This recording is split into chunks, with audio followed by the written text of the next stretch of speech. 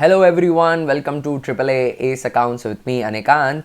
हम video series कर रहे हैं जहाँ पे हम अकाउंटेंसी के टर्म वन के लिए कुछ सैम्पल पेपर सॉल्व कर रहे हैं।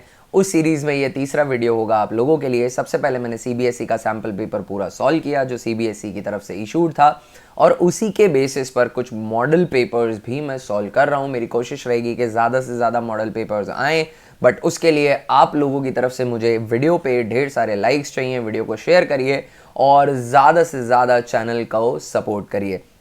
सब्सक्राइब वाला बटन अगर नहीं दबाया है तो दबा दो, और अगर सब्सक्राइब्ड हो तो stay subscribed even after your exams are over. Trust me, I be keep on bringing some quality videos for you even after your exams are over. और बेल आइकन दबा देना ताकि आगे आने वाले वीडियोस का नोटिफिकेशन आपको मिलता रहे। तो हमारी इस अकाउंटेंसी की सैम्पल पेपर सीरीज में ये दूसरा मॉडल पेपर रहेगा जो स्ट्रिक्टली सीबीएसई गाइडलाइंस पे बेस्ड है। पेपर से रिलेटेड कुछ बेसिक इंस्ट्रक्शन जो मैंने फर्स्ट वीडियो में दी है उसको अभी रिपीट नहीं करूंगा। टोटल कितने क्वेश्चंस होते हैं, कितने पार्ट्स में पेपर डिवाइडेड रहेगा, उनके अंदर कितने सेक्शंस होंगे, हर सेक्शन में कितने टोटल क्वेश्चंस होंगे और कितने हमें अपीयर करने हैं, उन बातों का ध्यान रखना है। बट एक रिक्वेस्ट फिर से करूंगा, आप घर पे भी प्रैक्टिस कर रहे हैं तो अपने साथ में एक OMR शीट ज़रूर रखें और OMR शीट को फिल करके ही प्रैक्टिस करें। सर्कल्स फिल करना और अनअटेम्प्टेड क्वेश्चन को ध्यान में रखते हुए पूरे पेपर के OMR को फिल करना, ये प्रैक्टिस बहुत ज़रूरी है। यहाँ पर मिस्टेक हो सकती है। So solve as many papers as you can. मैं यहाँ पर बहुत सारे पेपर्स अपलोड करूँगा और मेरे पेपर्स अपलोड करने का इंटेंशन ही यही है, मेरा जो मैकेनिज्म है वो यही है कि ये पेपर जो आप वीडियो में देख रहे हैं इसे हम साथ में सॉल्व कर रहे हैं। आप भी अपने घर पर OMR शीट लेकर बैठिए और इनको सॉल्व करिए, है ना। और मैं भी यहाँ पे सॉल्व कर रहा हूँ ताकि आपको पता लग जाएगा एकदम इंस्टेंटली। आपका अगर कोई डाउट होगा तो वो भी सॉल्व हो जाएगा और बहुत ही एक स्ट्रीमलाइन मैनर में हम प्रैक्टिस कर लेंगे। ज़्यादा से ज़्यादा सैम्पल पेपर्स की प्रैक्टिस करके जाओगे तो आपको ये चीज़ पता रहेगी कि एग्जाम के अंदर किस तरीके का पेपर आने वाला है। सिमिलर क्वेश्चंस भी डेफिनेटली मिल सकते हैं क्योंकि हम इतने सारे क्वेश्चंस अटेम्प्ट करके जाएंगे। Every paper will have 55 questions और मैं सारे क्वेश्चन यहाँ पे करवाता हूँ। तो समझो अगर 10 एक सैम्पल पेपर करके जाते हैं, 550 क्वेश्चंस होते हैं जो हमने वैरायटी वो भी 50% सिलेबस में प्रिपेयर किए। पिछले वीडियो में भी ये बात हाईलाइट करी थी। तो ये बहुत ही बड़ा एक प्रिपरेशन में एक एड ऑन होगा, राइट। तो एग्जाम में कुछ भी अनफेमिलियर सा नहीं लगेगा, आप यूज्ड टू हो जाओगे कि OMR में मुझे कहाँ कहाँ कैसे कौन से क्वेश्चन नंबर पे सेक्शंस बढ़ते हैं, ऑल दैट। चलिए तो मॉडल पेपर 2 स्टार्ट करते हैं। मॉडल पेपर 2 के अंदर हम सबसे पहले सेक्शन पार्ट 1 का सेक्शन ए कर रहे हैं। यहाँ पे 18 क्वेश्चन होते हैं, हमें 15 ही अटेम्प्ट करने, पर मैं सारे करूंगा। पहला क्वेश्चन है, gaining ratio of old partner is computed as. देखिए दोस्तों, मैथमेटिकली स्पीकिंग तो new ratio minus old ratio कर दो। पॉजिटिव आता है तो गेनिंग है, नेगेटिव आता है तो सेक्रीफाइसिंग है। सेक्रीफाइसिंग रेशियो के लिए ये फॉर्मूला को थोड़ा रिवर्स कर देते हैं क्योंकि नेगेटिव आउटपुट अच्छा नहीं लगता, तो ओल्ड माइनस न्यू कर देते। तो new ratio minus old ratio gaining हो जाएगा। तो इसका आंसर हो जाएगा हमें चाहिए गेनिंग रेशियो, तो new profit sharing ratio minus old profit sharing ratio, that would be our answer. तो यहाँ पर बी जो है ऑप्शन वो सही हो जाएगा। चलिए आगे बढ़ते हैं। Very simple question. Second, the capital of a company is divided into units of same amount called as. तो कंपनी की कैपिटल जो है वो डिवाइड हो जाती है शेयर्स में। ऑल्दो कैपिटल एम्प्लॉयड में डेट को भी पार्ट माना जाता है, बट ट्रू कैपिटल जो है वो है इक्विटी कैपिटल और वो शेयर्स में डिवाइड होती है, इक्विटी एंड प्रेफरेंस शेयर्स। आगे बढ़ते हैं। Third question, the portion of authorised capital of a company which can only be called up during the winding up of the company. ये एक इंपॉर्टेंट टॉपिक है to remember. जो capital सिर्फ winding up पे मंगाई जाती है उसे बोलते हैं रिजर्व कैपिटल, और जो रिजर्व कैपिटल प्रॉफिट से बनाया जाता है उसे बोलते हैं कैपिटल रिजर्व।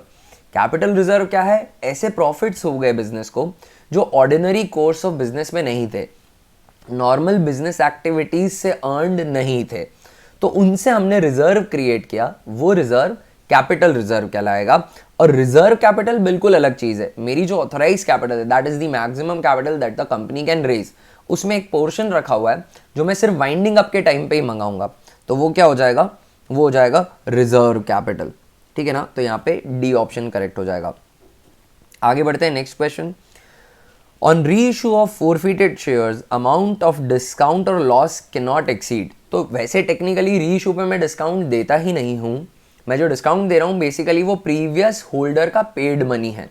तो री इशू पे नया जो सब्सक्राइबर है शेयर्स का, उसको प्रीवियस सब्सक्राइबर का पेड अमाउंट जितना डिस्काउंट मिल सकता है। तो इन सिंपल टर्म्स, जितना अमाउंट मैंने प्रीवियस होल्डर का फोरफीट किया वो मैक्सिमम डिस्काउंट। मतलब अगर प्रीवियस होल्डर ने 10 रुपए के शेयर पे 3 रुपए पे कर रखे हैं, तो नए होल्डर को यानी री इशू के टाइम पे मैं 3 रुपए का डिस्काउंट दे सकता हूं, मैक्सिमम डिस्काउंट।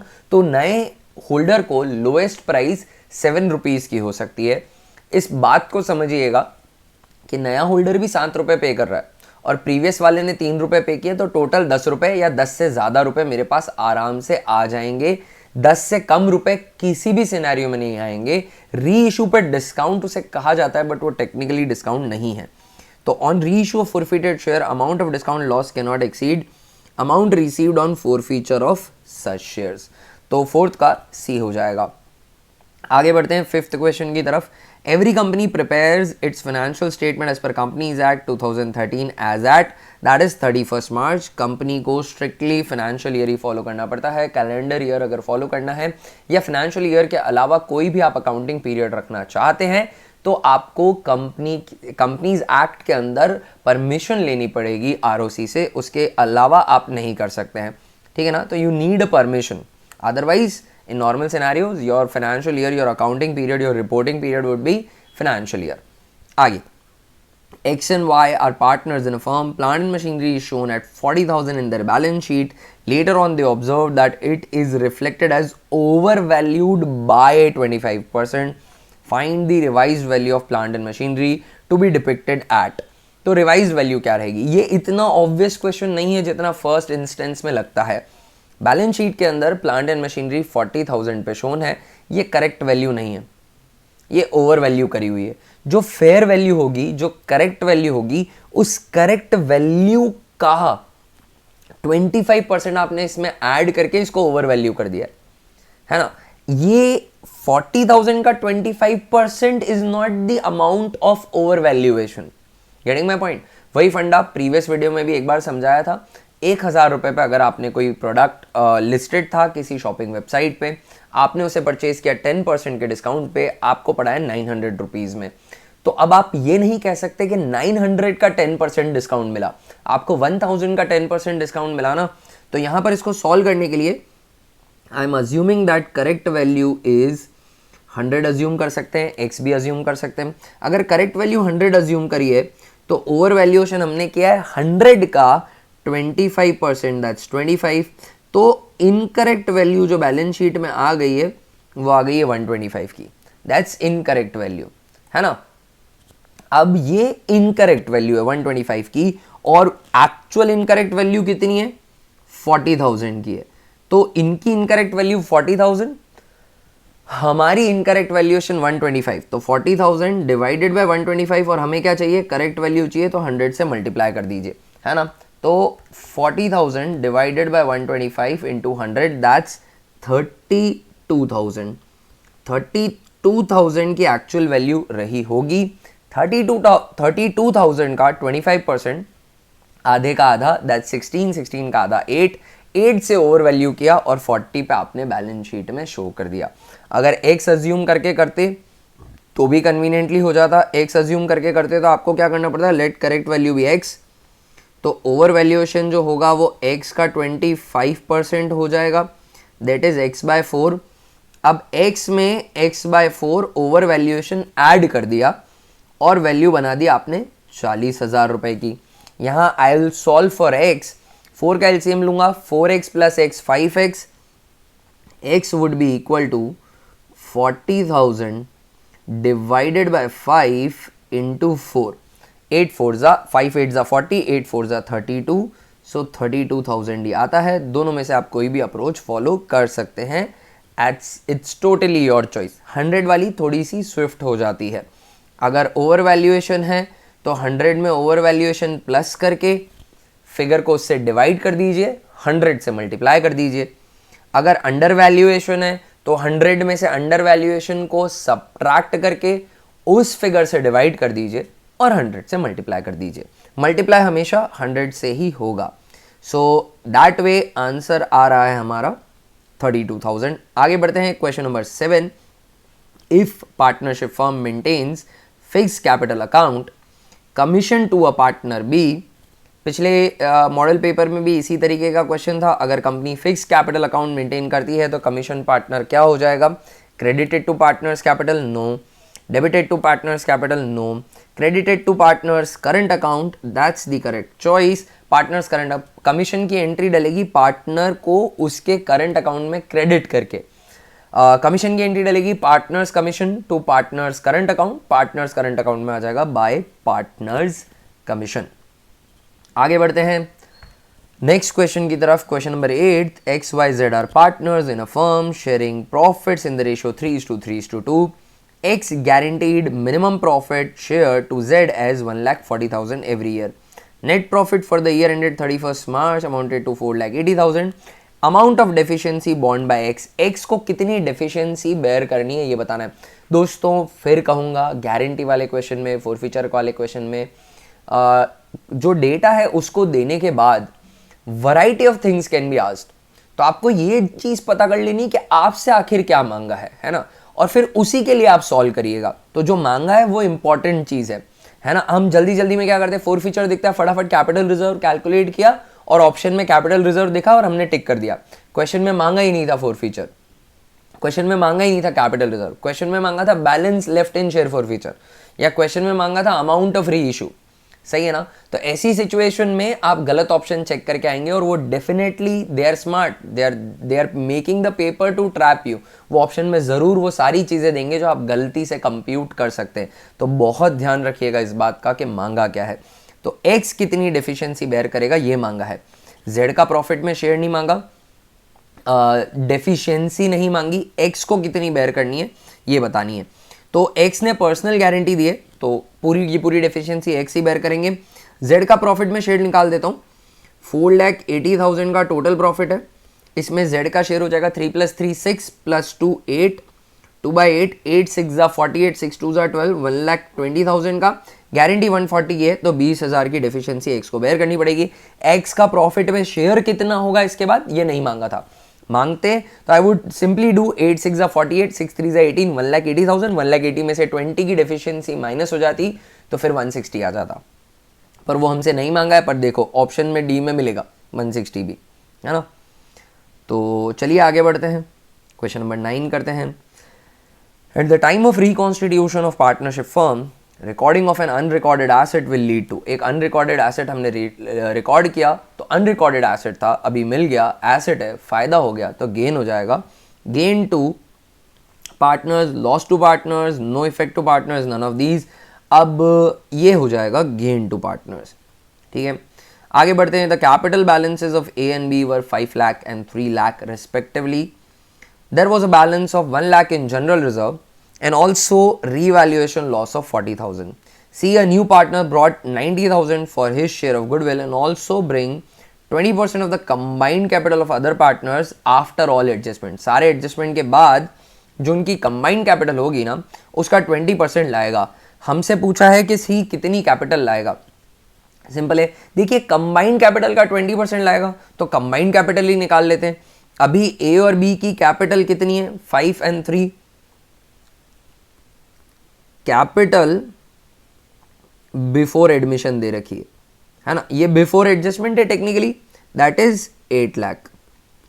अब इसमें जनरल रिजर्व ऐड हो जाएगा, कुछ ए में होगा कुछ बी में होगा, बट ए और बी में रेस्पेक्टिवली जितना हो उनकी टोटल कैपिटल में तो मैं सीधा ऐड कर सकता हूं ना। ए में कुछ परसेंट जाएगा, बी में कुछ पोर्शन जाएगा, बट ए और बी में कंबाइंड कितना जाएगा? 1 लाख जाएगा, 1 लाख ऐड कर दो। अब रीवैल्यूएशन का लॉस है तो उसको मैं सबट्रैक्ट कर देता हूँ, 40,000 का लॉस है तो दोनों के पीएसआर में जाएगा, बट कैपिटल में से, टोटल कैपिटल में से तो 40 माइनस हो जाएगा। ठीक है ना। C, a new partner brought 90,000 for his share of goodwill, उनका शेयर ऑफ गुडविल 90 है तो ये सेक्रीफाइसिंग पार्टनर में प्रीमियम बन के जाएगा। किसी भी पार्टनर में कितना भी जाए टेक्निकली तो इनकी कैपिटल को बढ़ा देगा ना, तो प्रीमियम हो जाएगा 90,000 रुपीज़ का, ये मैं ऐड कर देता हूँ। करेक्ट है क्या? अब इससे निकल जाएगी combined capital after all the adjustments, और यही मुझे चाहिए थी। 8 + 1 9 लाख, 9 लाख में से 40,000 सबट्रैक्ट करना है और 90,000 ऐड करना है। तो कंबाइंड कैपिटल आ गई 9,50,000 की। क्वेश्चन कहता है कि वो कंबाइंड कैपिटल का 20% लाएगा, यानी 9,50,000 का मुझे 20% करना है इंटू 20%, तो 1,90,000 आ जाएगा सी का कैपिटल। That is it. अब आप कहेंगे सर ये क्वेश्चन तो कैपिटल एडजस्टमेंट का था, तो I would disagree, this is not capital adjustment. इसमें आपको सारे पार्टनर्स की कैपिटल एडजस्ट नहीं करनी थी, आपसे बेसिक एडजस्टमेंट कराए जो एडमिशन में होते हैं, और नए पार्टनर की कैपिटल आपसे छुपा रखी थी, बस इतना मैं कहूंगा। इसको भी कैपिटल एडजस्टमेंट में कैटेगराइज किया जा सकता है, क्लासिफाई किया जा सकता है, but it is not strictly a question of capital adjustments, and I think such type of question might be asked from you, है ना।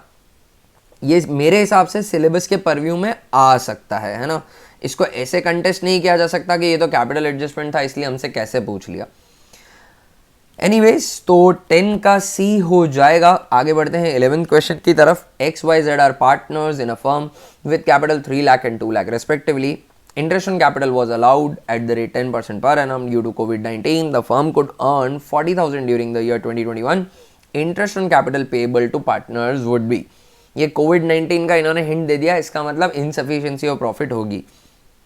3 + 2 दोनों की कंबाइंड कैपिटल है 5 लाख रुपए की, और 5 लाख रुपए पर अगर 10% के हिसाब से मैं IOC कैलकुलेट करूं तो 50,000 रुपये होता है। मतलब 50,000 का प्रॉफिट चाहिए पूरा IOC देने के लिए, नहीं है 40,000 का ही है। तो इस सिचुएशन में इस प्रॉफिट्स को या तो अप्रोप्रिएशन के रेशियो में बांट दीजिए, और अगर अप्रोप्रिएशन सिर्फ IOC का है तो अप्रोप्रिएशन का रेशियो कैपिटल रेशियो ही होगा, क्योंकि उसी कैपिटल पे 10-10% लगाया ना।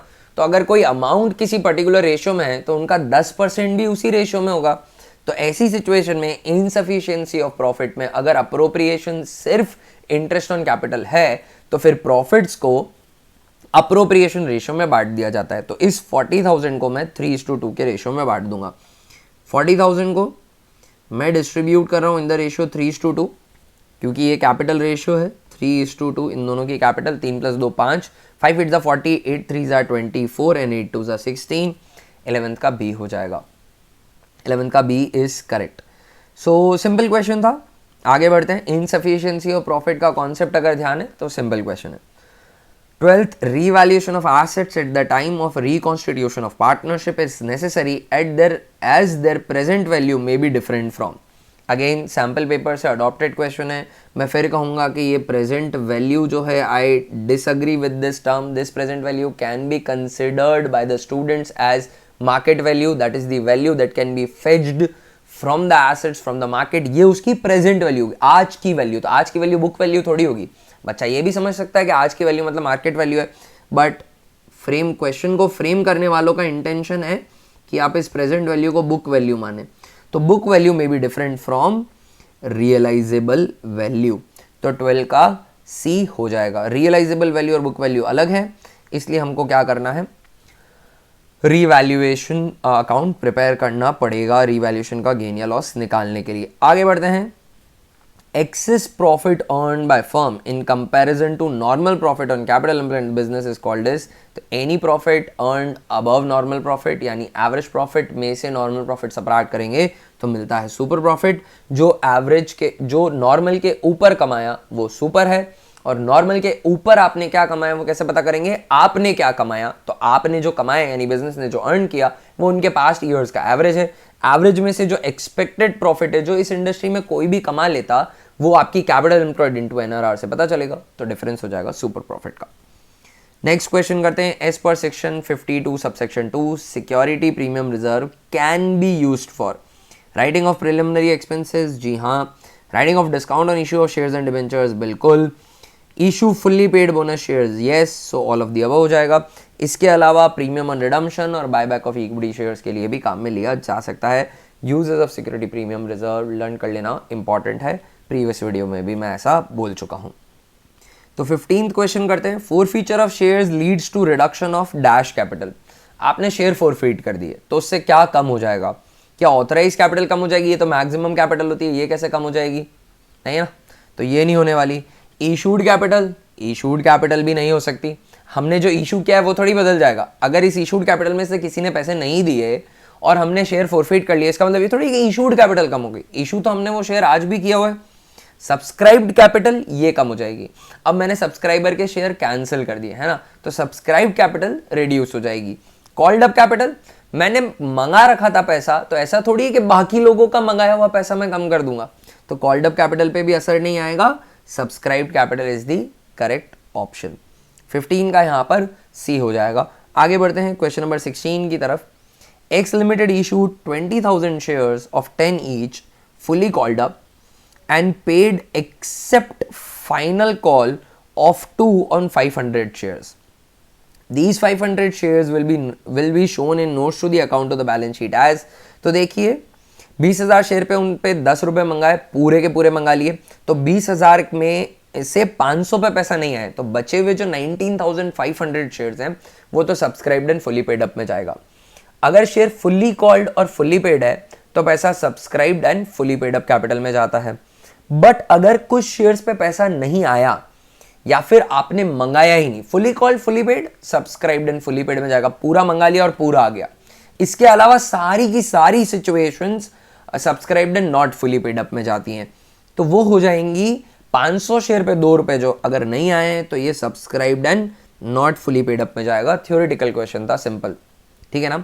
और subscribed and fully paid not fully paid up में कितना लिखूंगा, 500 into 8 the sum that is paid, 500 into 10 minus 500 into 2 that is 500 into 8। Question number 16 भी डन होता है। 17 क्वेश्चन करते हैं, चलिए। A and B are partners sharing profit in the ratio 2:1. C is admitted as a new partner for 1/4 share which he acquired equally from A and B। उसने 1/4 share A और B से equally लिया है। If C brings 30,000 as goodwill, it will be credited to old partners as। Equally लिया है मतलब इन्होंने equally sacrifice किया है, तो सेक्रीफाइसिंग रेशियो 1:1 हो जाएगा। सी की गुडविल है 30,000 तो 15,000 ईच हो जाएगी। Very simple question. 17 का आंसर ए हो जाएगा, ठीक है। 16 का सी हमने देख लिया था, जी हाँ। 17 का ए। अब 18 करते हैं। Minimum guaranteed profit given to a partner X by partner Y and Z means. अगर किसी पार्टनर को मिनिमम गारंटी दी है तो इसका मतलब क्या होता है। ये गारंटी की डेफिनेशन पूछ रहे, गारंटी का मीनिंग पूछ रहे बेसिकली हमसे। X will not contribute to the loss of the firm, बिल्कुल सही बात। लॉसेस होंगे तो भी एक्स को उसका मिनिमम गारंटीड प्रॉफिट मिलेगा ही मिलेगा। X will get minimum guaranteed profit in case of loss, ये भी सही है। X will get minimum guaranteed profit in case of insufficiency of profit, ये भी सही है। प्रॉफिट इनसफिशिएंट है तो भी उसको उसका तो मिलेगा ही मिलेगा। X will get minimum guaranteed profit in case of either loss और insufficiency of profit, that's even correct. सारी ही सिचुएशन को इनकॉर्पोरेट करता है। D is technically all of the above, तो डी ऑप्शन यहाँ पे मैं चुन लूंगा, ठीक है क्या। तो यहाँ पर हमने सेक्शन 1 पार्ट 1 का सेक्शन ए कंप्लीट कर लिया। 18 क्वेश्चंस कंप्लीट कर लिए हैं। तो सेक्शन बी के अंदर पहला क्वेश्चन, क्वेश्चन नंबर 19 हम सॉल्व करते हैं। A and B were partners in a firm, C was admitted as a partner for 1/3 share. Loss share of A on revaluation amounted to 10,000. Bad debts for 8,000, decrease in value of stock amounted to 12,000. A claim of creditors was not likely to arise, 10,000. Remaining balance in revaluation account is due to increase or decrease in value of plant and machinery which was 1 lakh. Plant and machinery की value दी है, decrease 1 lakh नहीं दी है। Before revaluation account, revaluation के पहले उसकी value कितनी थी, 1 lakh थी। Its revalued value now is। Question काफ़ी अच्छा, अपर 20% सेगमेंट में जाने वाला। यहाँ पर हमको क्या कह रखा है, रीवैल्यूएशन अकाउंट का काफ़ी सारा डेटा दे रखा है। एक आइटम मिसिंग है उस पूरे रीवैल्यूएशन अकाउंट से, वो है प्लांट एंड मशीनरी। तो हमको रीवैल्यूएशन अकाउंट एक बार प्रिपेयर करना है, देखना है कि ये जो मिसिंग आइटम है प्लांट एंड मशीनरी ये कितना होगा, राइट। और फिर हमको देख लेना है कि उसका रीवैल्यूड फिगर कितना आएगा। प्लांट रीवैल्यूएशन अकाउंट को बैलेंस करेंगे, बैलेंसिंग फिगर आएगा प्लांट एंड मशीनरी, इंक्रीज हो रहा होगा तो ऐड कर दूंगा 1 लाख में, डिक्रीज हो रहा होगा तो माइनस कर दूंगा 1 लाख में। But for that I need to prepare revaluation account. तो चलिए यहाँ पर एक मैं ऐसा रीवैल्यूएशन अकाउंट मेमोरेंडम सा बना देता हूँ। रीवैल्यूएशन अकाउंट का फंडा सिंपल है, फायदे सारे क्रेडिट में आते, नुकसान सारे डेबिट में। लॉजिक छोड़ के मैं थोड़ा सा फास्ट करने की लैंग्वेज में बात करूंगा आपसे। तो loss share of A on revaluation, पूरा रीवैल्यूएशन का लॉस नहीं दिया है, एक पार्टनर का शेयर दिया है, कोई बात नहीं। यहां पर पार्टनर्स कैपिटल अकाउंट आएगा, उसमें ए और बी दोनों लॉस शेयर करेंगे। ए का लॉस का जो शेयर है वो है 10,000, है ना, और ए और बी का प्रॉफिट शेयरिंग रेशियो मुझे क्वेश्चन में नहीं दे रखा, that means they were equal partners, assume कर लेंगे 1:1। तो अगर ए का हिस्सा 10 है तो बी का भी 10 ही होगा, यानी टोटल लॉस ऑन रीवैल्यूएशन कितना होगा, 20,000 होगा। मेरा काम हो गया, मुझे टोटल लॉस पता चल गया। आगे देखते हैं, बेड डेट्स दिए हुए 8,000 के, क्या कोई पीवीडीडी है, प्रोविजन फॉर बेड डेट्स है इनको प्रोवाइड करने के लिए, नहीं है, तो रीवैल्यूएशन में लिख दो फिर इन बेड डेट्स को 8,000 का। Decrease in value of stock, तो स्टॉक की वैल्यू रिड्यूस हो रही है 12,000 से, इसको भी डेबिट में लिख देता हूँ। Claim of creditors what not likely to arise 10,000, creditors का क्लेम है which is not likely to arise, अब होने ही नहीं वाला, तो मतलब फायदा हो गया ये, तो क्रेडिटर्स को यहाँ लिख दूंगा 10,000 का, पैसा ही नहीं मांगेंगे।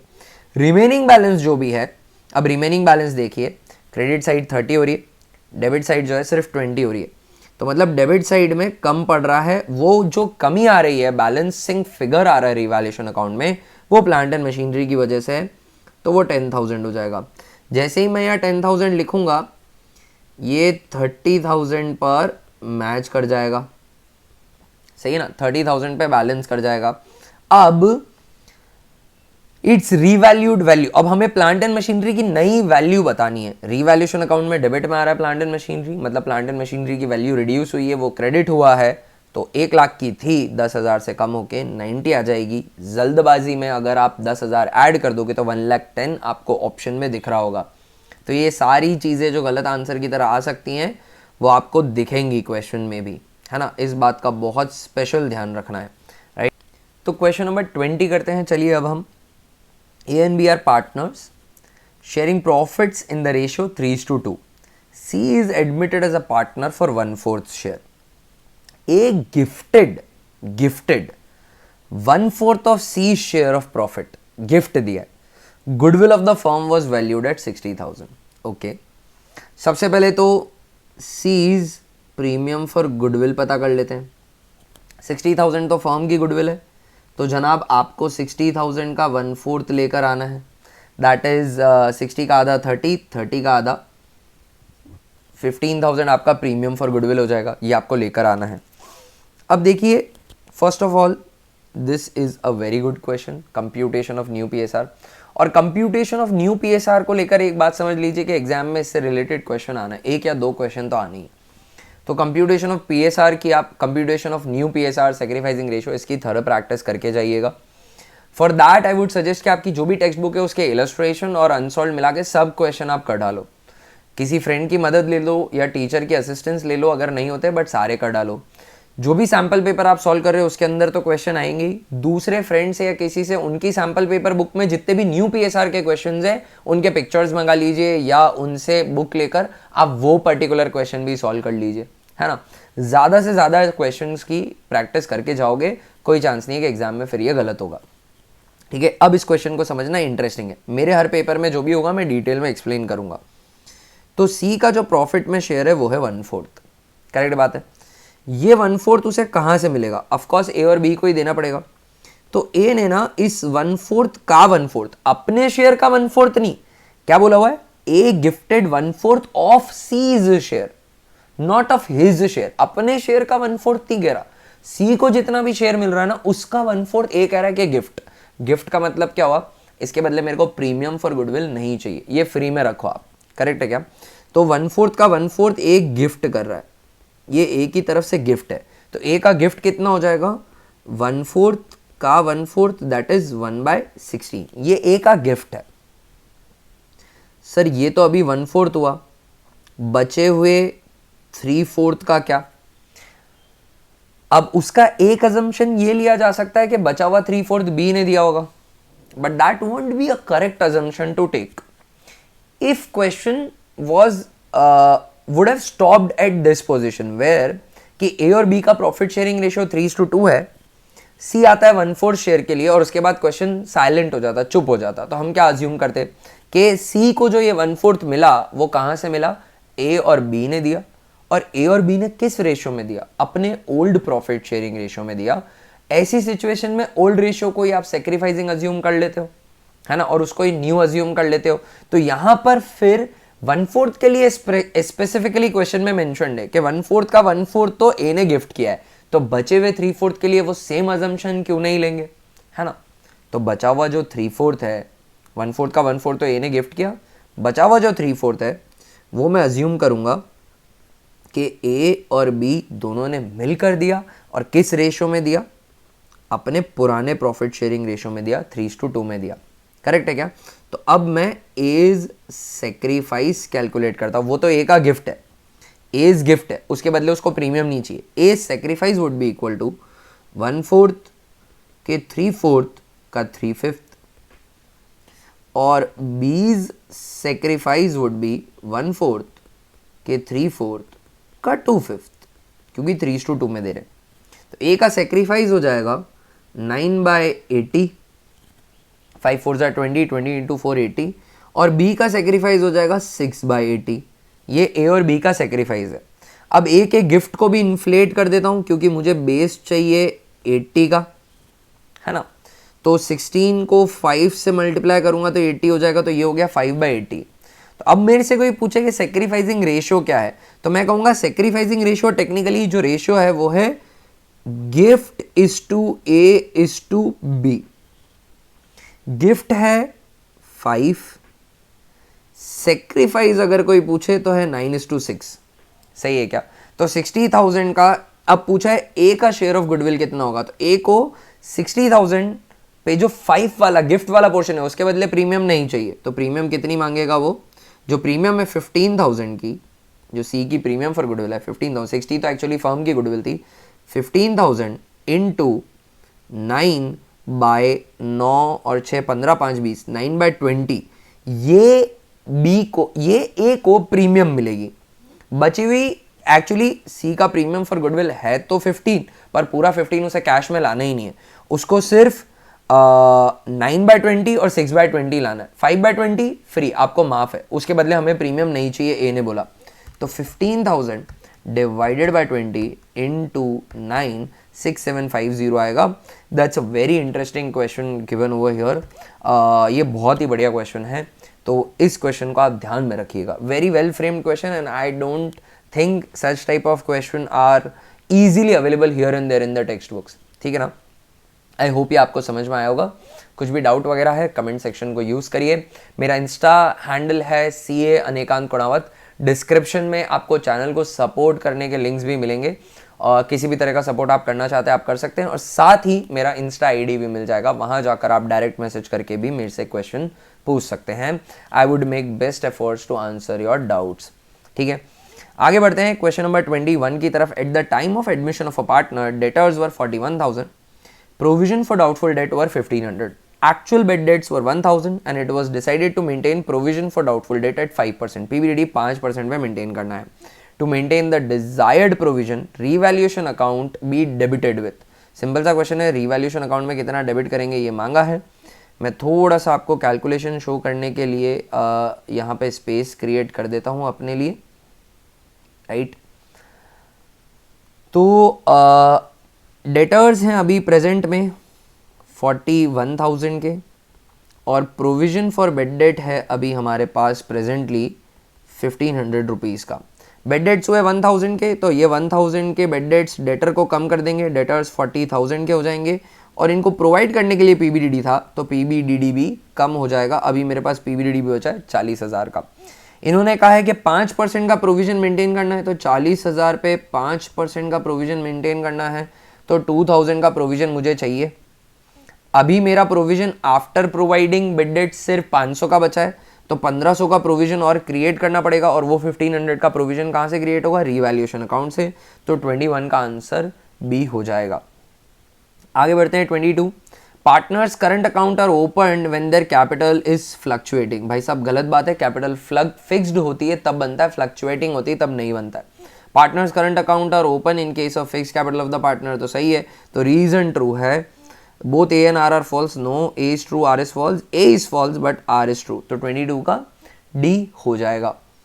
आगे question number 23, X Y Z are partners sharing profits and losses in the ratio 3:2:1. They decided to share profits and share equally. On this date there was a debit balance of 30,000. Debit balance से ध्यान रखिएगा, जल्दी जल्दी में इसको credit समझ के question के अंदर उल्टी एंट्री मत पास कराना, सब कुछ स्पॉइल हो जाएगा उससे, ठीक है ना। ध्यान रखिएगा इस बात का कि मांगा क्या है। Which entry is passed if they do not wish to alter the value of profit and loss account debit balance. Alter नहीं करना चाहते हैं तो कौन सी एंट्री पास होगी? तो ऑल्टर अगर नहीं करना चाहते हैं और डेबिट बैलेंस है मतलब नेट इफेक्ट नेगेटिव है तो एंट्री डलेगी सेक्रीफाइसिंग टू गेनिंग। अगर नेट इफेक्ट पॉजिटिव होता तो एंट्री डलती गेनिंग टू सेक्रीफाइसिंग। अब मुझे सिर्फ पता करना है कि कौन सेक्रीफाइसिंग है कौन गेनिंग। एक्स की बात करता हूं तो एक्स का न्यू प्रॉफिट शेयरिंग रेशियो जो है, न्यू मैंने सोल्ड कर दूंगा, पॉजिटिव आए तो गेनिंग, नेगेटिव आए तो sacrifice. They decided to share profits and share equally, तो 1/3 माइनस 3 2 5 प्लस 1 3/6। एलसीएम 6 का हो जाएगा, 3 2 6 2 1 2 6 3 1/6 नेगेटिव। y जो है वो 0 आएगा क्योंकि दिख रहा है 2/6 पहले था और 1/3 हो जाएगा। सो 1/3 इज द न्यू वन, तो y का हो जाएगा 1/3 माइनस 2/6, तो बेसिकली 2/6 1/3 ही होता है, तो यहाँ आप सॉल्व भी कर लीजिए, 2 - 2 0 ही आएगा। z की बात करते हैं तो z का भी 1/3 माइनस इनका जो सेक्रीफाइस, इनका जो ओल्ड रेशियो था वो 1/6 था, इनका डेफिनेटली 1/6 का गेन आने वाला है क्योंकि x ने 1/6 का सेक्रीफाइस किया, सॉल्व करने की ज़रूरत भी नहीं है। डेबिट बैलेंस है 30,000 का, तो 30,000 डिवाइडेड बाय 1/6 दैट इज 5,000।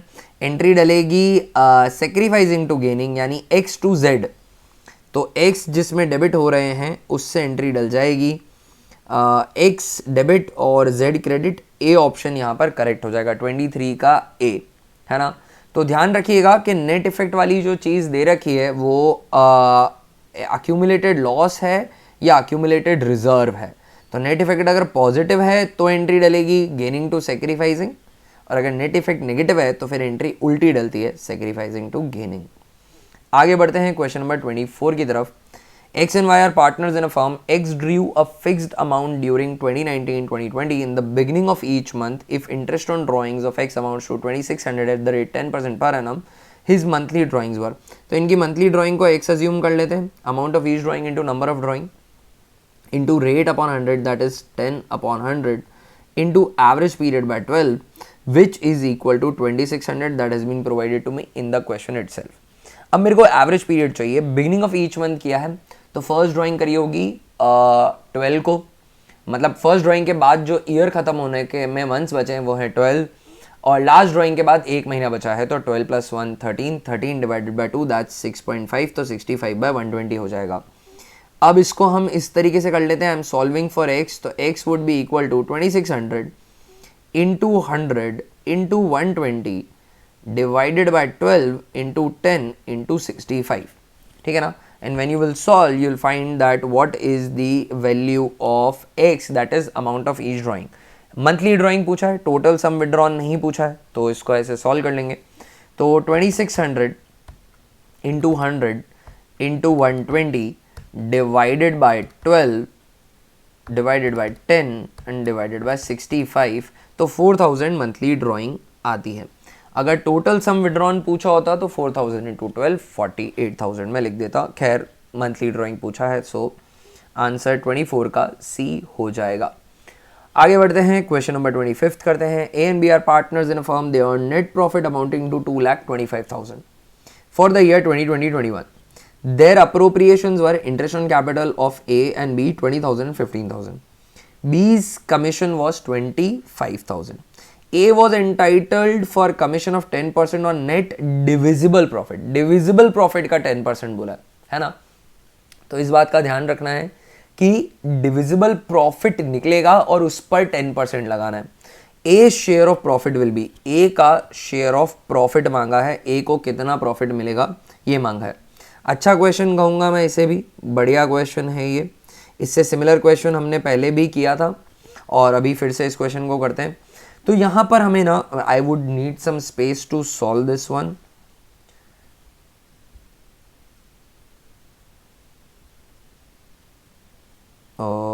इसको let me do one thing, नीचे चलकर इसको सॉल्व कर लेते हैं, यहाँ पर कर लेते हैं solve.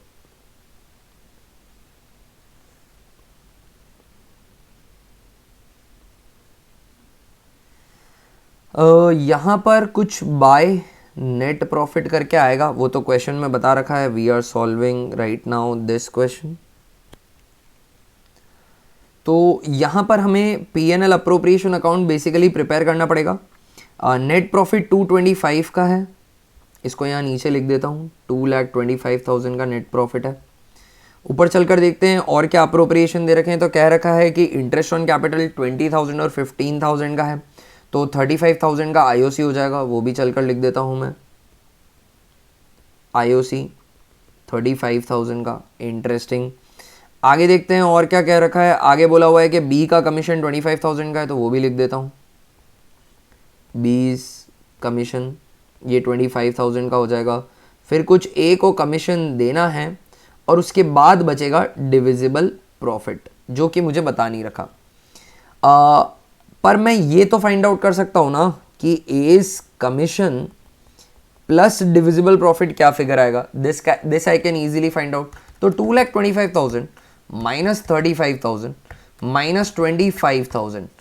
I know that A's commission plus divisible profit comes at 1,65,000. और ये एकदम सिमिलर सिचुएशन थी प्रीवियस पेपर के एक क्वेश्चन में भी, है ना. तो अब अगर मैं डिविजिबल प्रॉफिट को x या 100 अज्यूम कर लूँ तो बहुत आसानी से ये क्वेश्चन सॉल्व हो जाएगा. I am assuming divisible profit as x. तो a का कमीशन कितना हो जाएगा, इस x का 10%, है ना. तो यानी x इंटू 10 अपॉन 100. तो can I say that x by 10 plus x is equal to 1,65,000. Now all I need to do is solve for x, है ना. तो इसको x के लिए सॉल्व करना है.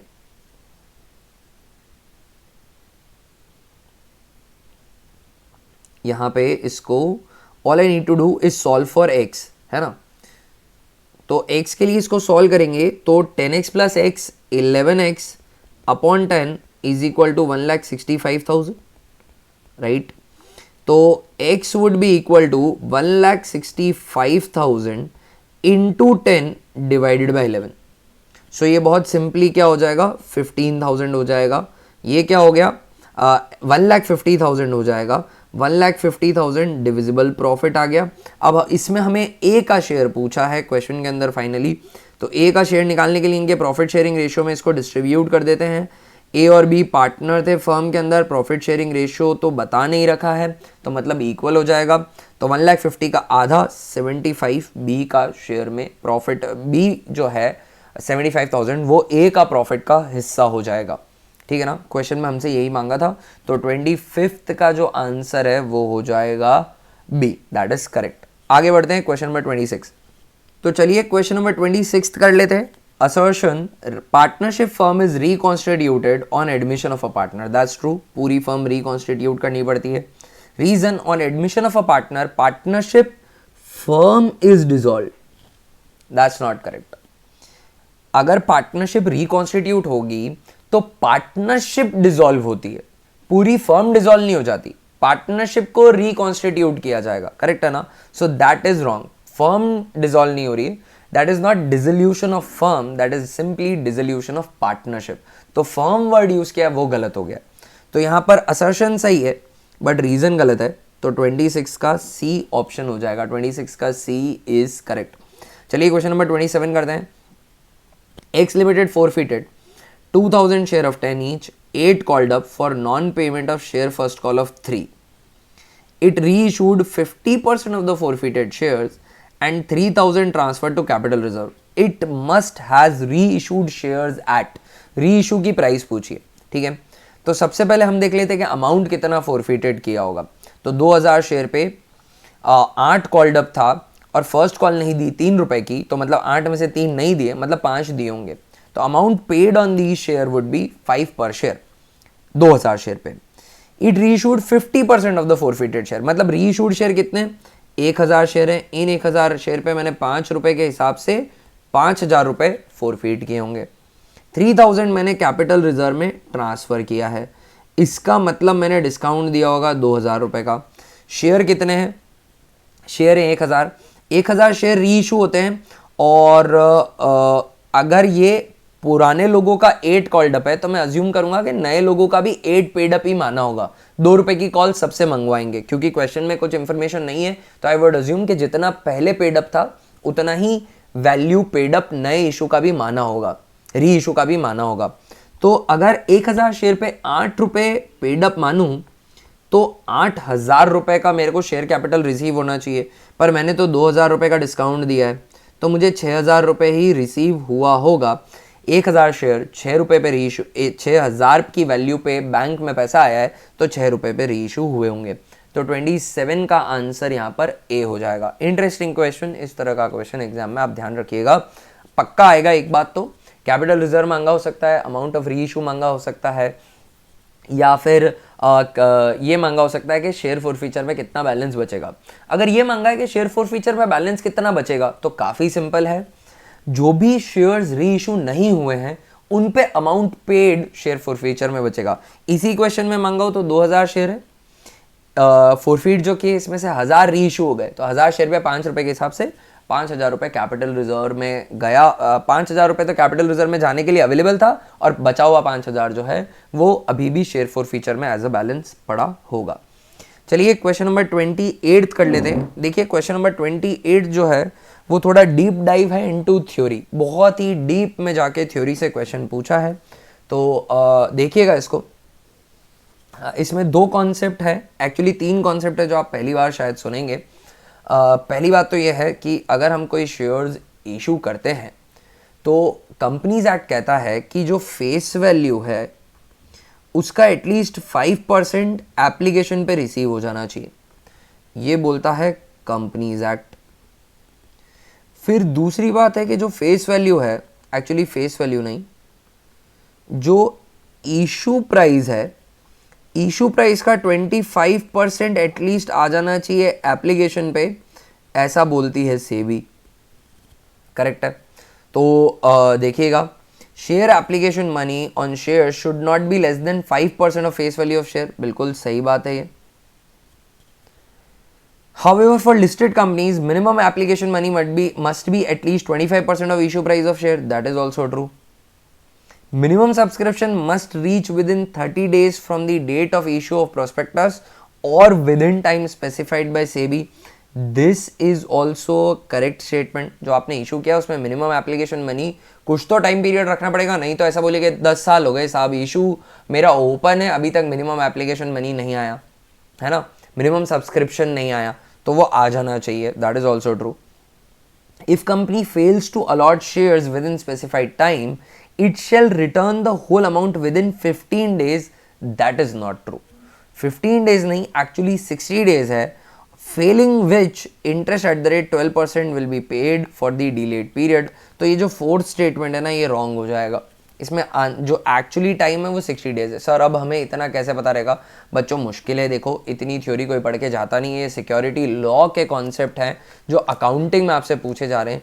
मैं कहूँगा फेयर नहीं है इतना पूछना बच्चों से, but anyways you have power to leave few questions in each section. इसको आप शहीद कर देना, इसको आप मत अटेम्प्ट करना, ठीक है ना, तो बहुत ईजिली हो जाएगा। आगे बढ़ते हैं, क्वेश्चन नंबर 29 करते हैं। XYZ were partners in a firm sharing profits in the ratio 3:2:1. Firm earned a net profit of 2 lakh for the year ended 2020-21. As per agreement, partners were entitled to interest on capital amounted to 20,000 each. X was also entitled to a monthly salary of 5,000 while Z for a quarterly salary of 10,000. Y's share of commission was 20,000. Compute the ratio of appropriation of their profit excluding divisible profit. Profit किस ratio में बटेगा ये मांगा है, profit sharing ratio नहीं मांगा है। ये जो पूरा प्रॉफिट है ना, ये किस रेशियो में बांटा जाएगा ये हमसे पूछा है, डिविजिबल प्रॉफिट को छोड़ के। तो सिंपल सा है, एक स्टेटमेंट प्रिपेयर कर लेता हूँ, उसमें एक्स वाई और जेड इनको जो कुछ भी मिल रहा है वो लिखता जाता हूँ। तो firm under net profit of 2 lakh, इससे मेरे को अभी कोई मतलब नहीं है। इंटरेस्ट ऑन कैपिटल 20,000 ईच है, तो 20,000 तीनों को मिल जाएगा, ये लिख देता हूँ सबसे पहले, ठीक है। इसके बाद लिखा है मंथली सैलरी है 5,000 की एक्स को, तो मंथली है 5, तो 5,000 पर मंथ, तो साल की 60,000 हो जाएगी, ये एक्स की सैलरी हो गई। और 5,000 while Z for a quarterly, तो वाई की कोई सैलरी है ही नहीं, जेड की है क्वार्टरली सैलरी 10,000 की, तो साल में 4 क्वार्टर के हिसाब से 40,000 जेड की सैलरी हो जाएगी, ठीक है। वाई का शेयर ऑफ कमीशन है 20,000 का, तो वाई में ये कमीशन लिख देता हूँ ऊपर, कहीं पे भी लिखो, प्रॉफिट में जोड़ना है बेसिकली, ठीक है ना। अब इन्होंने कहा है कि ये किस रेशियो, डिविजिबल प्रॉफिट मुझे कहीं नहीं जोड़ने को, तो मैं क्यों मेहनत करूँ, उसको कंप्यूट ही नहीं करूँगा।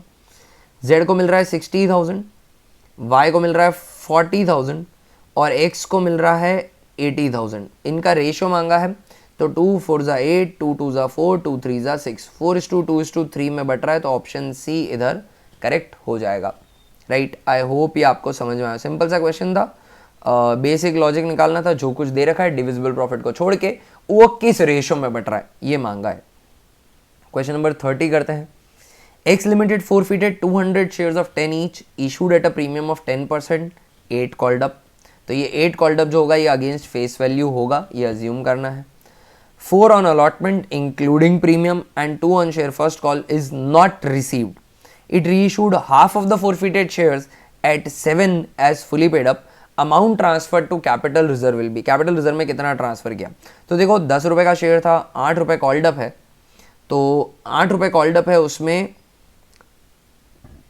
8 रुपये कॉल्ड अप है, वो 8 + 1 कॉल्ड अप है 9 रुपीज़, 8 रुपये for face value, 1 rupees for premium.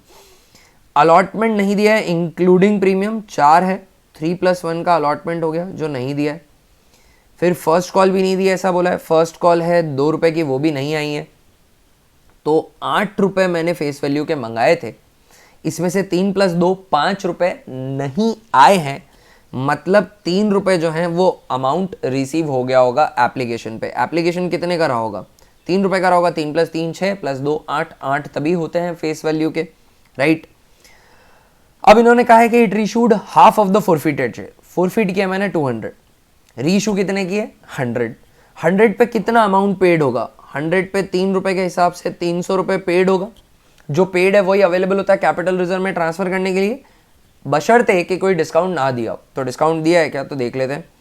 Reissued half of the forfeited share at 7 as fully paid up. अब मेरे को अज्यूम करने की जरूरत नहीं है, 7 फुली पेड अप मान लिया, यानी 3 रुपये का डिस्काउंट दिया है 100 शेयर पे, तो डिस्काउंट है 300 का, पूरा फोरफीचर डिस्काउंट देने के लिए काम में ले लिया, कैपिटल रिजर्व में भेजने के लिए 1 भी रुपया नहीं है, तो कैपिटल रिजर्व में नील आ जाएगा।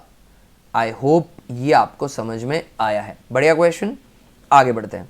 Question number 31, when option is granted by the company to its employee and employee directors to subscribe the share at a price which is lower than the market price, it is called ESOP. ESOP is basically employee stock option plan. इस situation में ESOP की theory आपके course में है दोस्तों। तो ESOP क्या होता है कि कंपनी अपने एम्प्लॉयज़ को आज जितने भी एम्प्लॉयज़ हैं उन सबको ऑफर दे देती है कि आज से कुछ समय बाद अगर आपको हमारी कंपनी के शेयर्स परचेज करने हैं तो मिल जाएंगे, मार्केट प्राइस से कम दाम में मिलेंगे। अनाउंस आज हो रहा है, मिलेगा 3 साल बाद। आज जो एम्प्लॉयज़ हैं सिर्फ वही एलिजिबल होंगे, यानी इन एम्प्लॉयज़ को अब 2 साल 3 साल तक कंपनी छोड़नी नहीं है। ये इंटेंशन होता है कंपनी का ESOP देने का। I want to retain my employees, मैं इनको ट्रेन कर रहा हूँ, डेवलप कर रहा हूँ, इन पे इन्वेस्ट कर रहा हूँ, तो आई वुड विश कि मैं इनसे सारे बेनिफिट्स रीप कर पाऊँ। तो इनको 3 साल तक कंपनी के अंदर रोके रखने के लिए एक मोटिवेशन है ESOP। तो employee stock option plan section 62(1) clause B of the Companies Act 2013 permits ESOP, but it is not an obligation of employees to subscribe for its shares. तो बिल्कुल सही बात है, ESOP का मीनिंग ये एम्प्लॉय स्टॉक ऑप्शन प्लान। तो अगर employ चाहे तो वो शेयर ले, नहीं चाहता तो वो कहे कि सर मेरे को कोई शेयर वगैरह नहीं चाहिए, मेरे ऊपर ये कंपल्शन मत लगाओ, मार्केट प्राइस से कम वैल्यू पे भी मुझे नहीं चाहिए। That is the discretionary choice of employees. तो दोनों ही असर्शन और रीजन ट्रू हैं, और आर ऑफकोर्स असर्शन का करेक्ट रीजन भी है क्योंकि ESOP की डेफिनेशन से रिलेटेड है, और ESOP is option, employee stock option plan. तो 31 का इधर A हो जाएगा। आगे बढ़ते हैं, क्वेश्चन नंबर 32 को देखते हैं।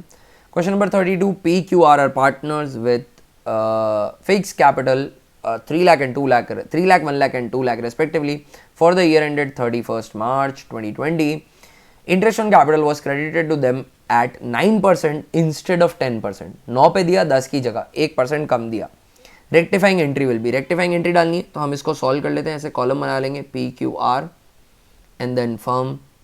मैं इस स्टेटमेंट को बनाते वक्त डेबिट को माइनस ट्रीट करूंगा और क्रेडिट को प्लस ट्रीट करूंगा, ठीक है।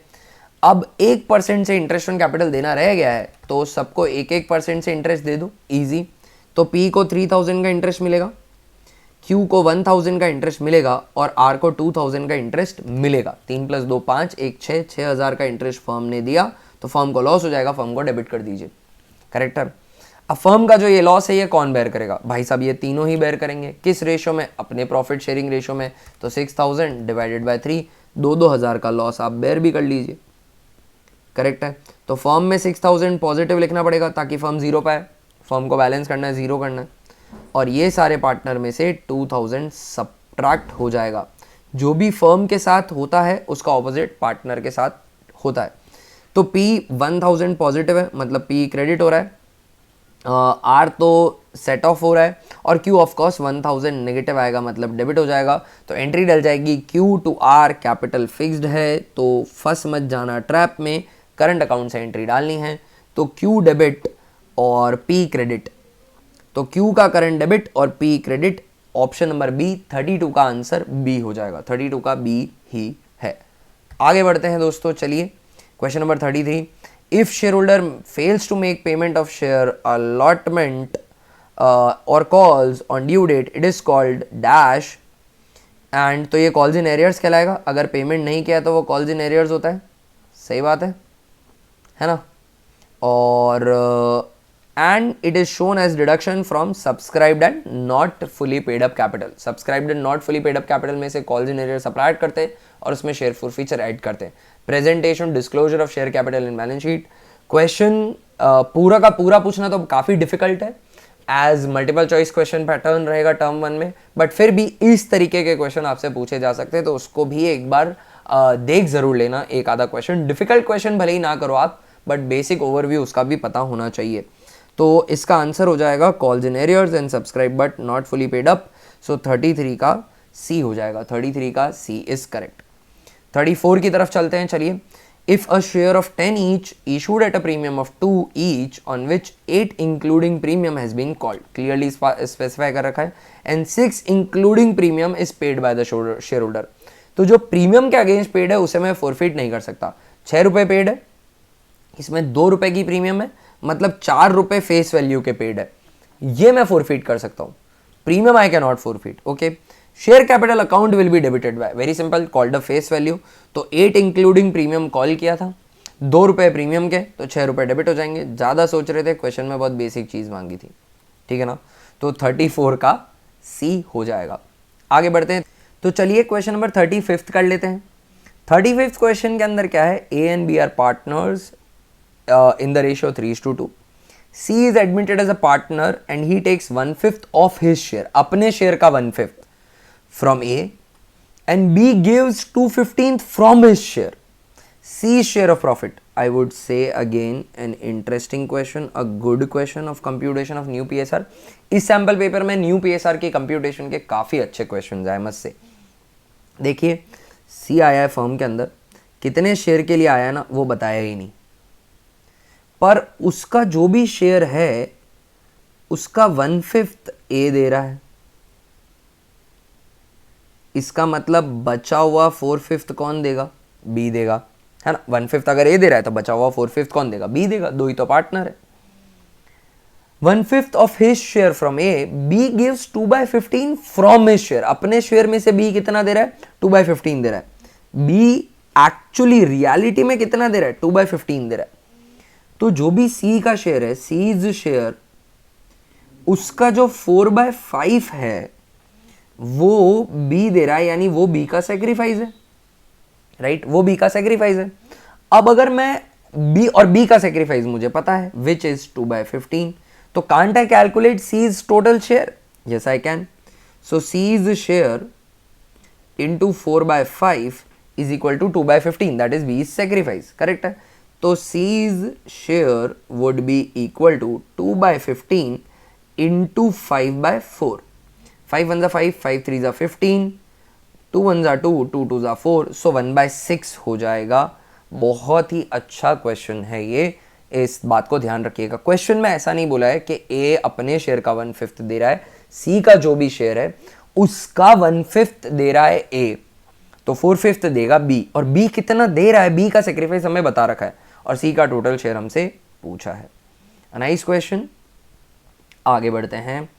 Question number 36, ESOP are issued to employee stock option plan, whole time director, officers of the company, employees of the company, all of these. तो कंपनी के किसी भी एम्प्लॉय को दिया जा सकता है, directors are employees of the company. तो 36 का डी हो जाएगा। तो चलिए अब केस स्टडी बेस्ड क्वेश्चन कर लेते हैं। केस स्टडी का सिंपल सा फंडा है, मोस्ट प्रोबेबली 5 क्वेश्चन आएंगे इसमें, 2 केस स्टडीज आएंगी, one on issue of share and other one on partnership. Issue of share पे आपके 2 क्वेश्चंस बेस्ड होंगे और पार्टनरशिप वाले पे 3 क्वेश्चन बेस्ड होंगे। इन 5 में से कोई हमको ना 4 क्वेश्चंस करने, तो एक आप अनअटेम्प्टेड रख सकते हैं।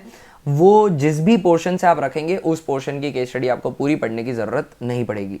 ठीक है, तो केस स्टडी पढ़ लेता हूं अब मैं। Bliss products limited was registered with a capital of ₹90 lakh divided into shares of 100 each.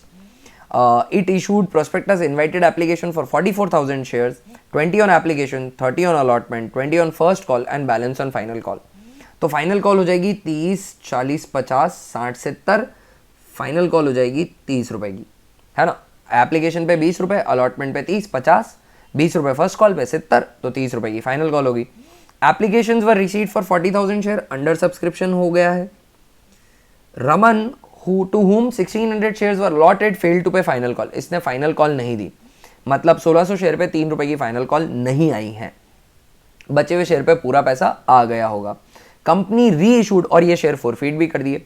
Company री issued 600 shares at maximum permissible discount, और ये 600 शेयर जो हैं जो हमने फॉरफीट किए थे वो री इशू भी कर दिए मैक्सिमम परमिसेबल डिस्काउंट पे। पहला क्वेश्चन है मैक्सिमम परमिसेबल डिस्काउंट ऑन री इशू ऑफ 600 शेयर्स इज, तो 600 शेयर पे मैक्सिमम परमिसेबल डिस्काउंट वो होगा जो पेड है। तो कितना पेड है, ये 600 शेयर्स पर 20 रुपए होना, 30 रुपए की फाइनल कॉल नहीं आई बेसिकली, मतलब 70 रुपीज आ गए, तो 70 रुपीज तो 42,000 जो है वो आंसर हो जाएगा। ये मैक्सिमम परमिसेबल डिस्काउंट है 37 का ए, एब्सोल्युटली करेक्ट। अब आगे amount left in share for future account is, कितना शेयर फॉर फ्यूचर अकाउंट में बचेगा, again simple question.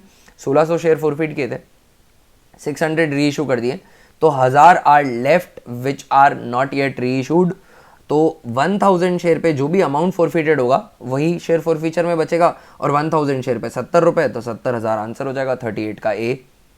Very simple. तो बहुत ही बढ़िया क्वेश्चंस थे, इजी क्वेश्चंस थे। अगली केस स्टडी कर लेते हैं। चलिए दोस्तों, ये पार्टनरशिप पे बेस्ड है, पहले मैं पढ़ लेता हूँ मुझे मांगा क्या है। तो मेरे से न्यू PSR मांगा है MNX और के बीच में।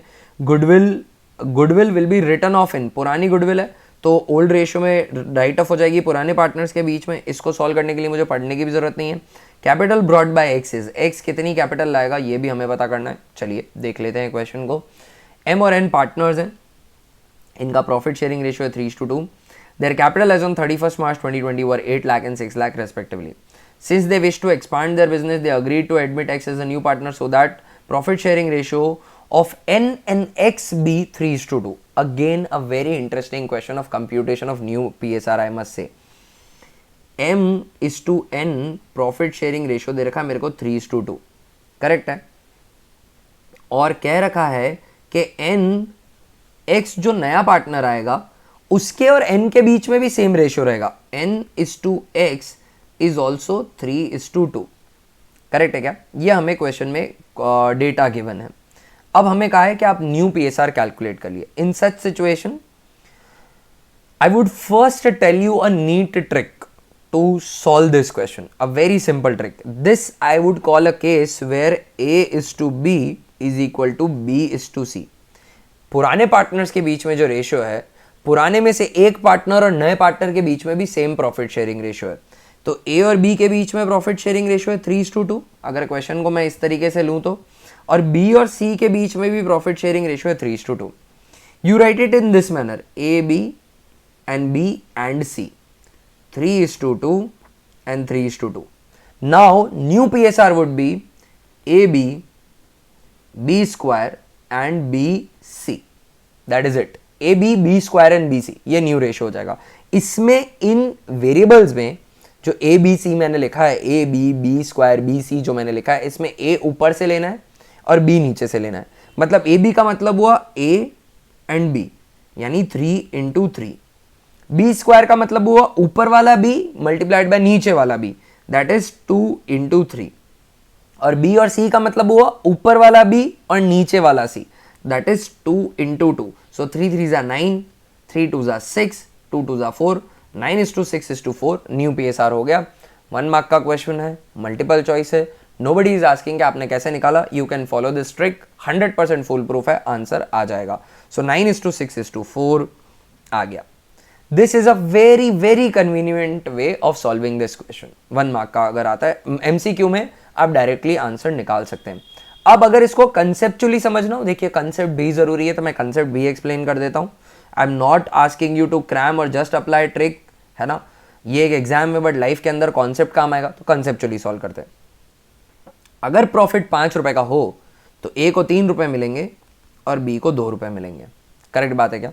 तो क्या मैं ऐसा कह सकता हूं कि जो भी मैं पता कर रहा हूं कि B को A का कितना परसेंटेज मिलता है, B's percentage of profit against A मैं फाइंड आउट कर रहा हूं, अगेंस्ट A, ठीक है ना। तो जब भी A को 3 मिलेगा तो B को 2 मिलेगा, A को 30,000 मिलेगा तो B को 20,000 मिलेगा, A को 3 लाख मिलेगा तो B को 2 लाख मिलेगा। तो B को कितना परसेंटेज मिलता है A का, 2/3 इंटू 100, सो 2/3 परसेंटेज, तो B को कुछ 66.66% मिलता है। जो भी A को मिलेगा उसका 66.66% किसको मिल जाएगा, B को मिल जाएगा। अब यही रेशियो B और C के बीच में भी है, B/C कितना है, 3:2 है। मतलब अगर B को 3 मिलेगा तो C को 2 मिलेगा, और A को सबसे ज्यादा मिलना पड़ेगा क्योंकि B को A से कम मिलता है, और C को B से भी कम मिलेगा क्योंकि B और C के बीच में रेशियो 3:2 है। तो अगर A को 3 रुपए मिले तो B को 2 रुपए मिलेंगे, और जो भी B को मिला है उसका 66.66% किसको मिलेगा, C को मिलेगा। तो C को आखिर मिलेगा कितना, बहुत सिंपल, जो भी B को मिला है उसका 66.66% कैलकुलेट कर लीजिए। तो 2 इंटू 66.6666% दैट इज 1.33। तो एक सिनेरियो में इनके बीच में जो प्रॉफिट डिस्ट्रीब्यूट हुए हैं वो कुछ ऐसे हो सकते हैं, 3:2:1.33।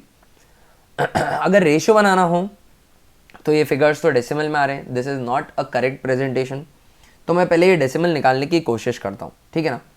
तो what I am doing is I am multiplying them by a number जिससे जो C है वो राउंड ऑफ हो जाए।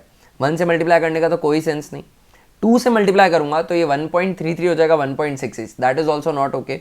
But if I multiply them by 3 तो ये 1.33 हो जाएगा, 3.99 विच इज ऑलमोस्ट एज 4। तो मैं इस पूरे रेशियो को 3 से मल्टीप्लाई कर रहा हूँ, 3 3 जा 9, 3 2 जा 6, and 3.33 is basically into 3 is basically 3.99 which is 4, 9:6:4।